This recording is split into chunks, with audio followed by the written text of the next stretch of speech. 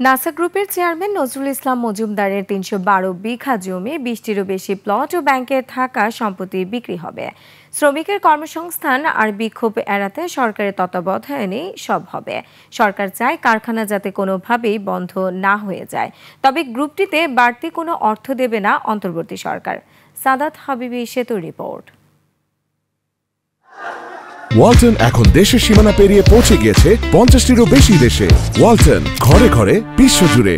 হত্যা থেকে শুরু করে ঋণের নামে ব্যাংক লুটপাট, অর্থ আত্মসাৎ সহ নানান মামলায় কারাগারে আর্থিক খাতের মাফিয়া খ্যাত নাসা গ্রুপের চেয়ারম্যান নজরুল ইসলাম মজুমদার। গ্রুপটির বেশ কয়েকটি অ্যাকাউন্ট ফ্রিজ থাকায় বেতনের মতো নানা শ্রমিক জটিলতায় পড়ছে বারবারই। গ্রুপের একাধিক কারখানা বন্ধ হবার উপক্রম, প্রায় শ্রমিক অসন্তোষ দেখা দেয়। এই শ্রমিকরা বেকার হয়ে গেলে তারা আশেপাশে বিভিন্ন law and order situation create করে, আশেপাশে ভালো ফ্যাক্টরিগুলো আসলে সমস্যায় পড়ে। এর আগেই নাসা গ্রুপের সম্পত্তির তালিকা করে রেখেছে শ্রম ও কর্মসংস্থান মন্ত্রণালয়। সম্পত্তি বিক্রির জন্য group chairman Nazrul Islam Majumdar power of attorney বিষয়ক নথিতে শনিবার স্বাক্ষর করেছেন।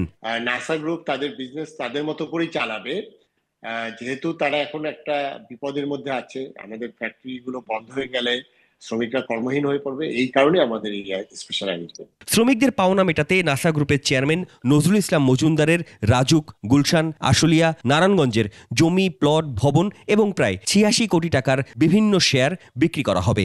নাসা গ্রুপকে কিন্তু আমরা সরকার একটা টাকাও দিয়ে দিই, এবং নাসা গ্রুপের যেটা দায়বদ্ধতা আছে ব্যাংকের সাথে, এখন এই ব্যাংকের সাথে যে দায়বদ্ধতা, ওই দায়বদ্ধতার অবস্থান থেকে যেটা হলো যে তার যে লোনগুলো যেগুলো আপনার ক্লাসিফাইড হয়ে গেছে, ফ্যাক্টরিটা চললেই তো এটি আপনার সেটা সম্ভব। বেশ কিছু কারখানা ইতিমধ্যে বন্ধ হয়ে গেছে, অনেক মালিক তারা কিন্তু দেশ থেকে পালিয়ে গেছেন। তো তাদের ক্ষেত্রে আমি মনে করি যে প্রশাসক বসিয়ে কিন্তু কারখানাগুলো চালু করা যায় এবং একই সঙ্গে নতুন নতুন বিনিয়োগ নিয়ে আসা যায়, যে ব্যাংকিং সিস্টেমকে আসলে এখানে সাপোর্ট করার জন্য উদ্যোগ গ্রহণ করা যায়, এবং একই সঙ্গে ওই সমস্ত শিল্প কারখানাগুলোর যারা মালিক তাদের যে সমস্ত সহায় সম্পত্তি রয়েছে সেগুলোর ক্ষেত্রেও এই বিক্রি করার মাধ্যমে আসলে এই বেতন ভাতা পরিশোধ করা যায়।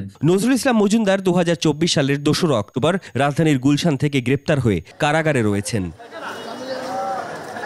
সাদাত হাবিবি সেতু, ২১ টেলিভিশন, ঢাকা।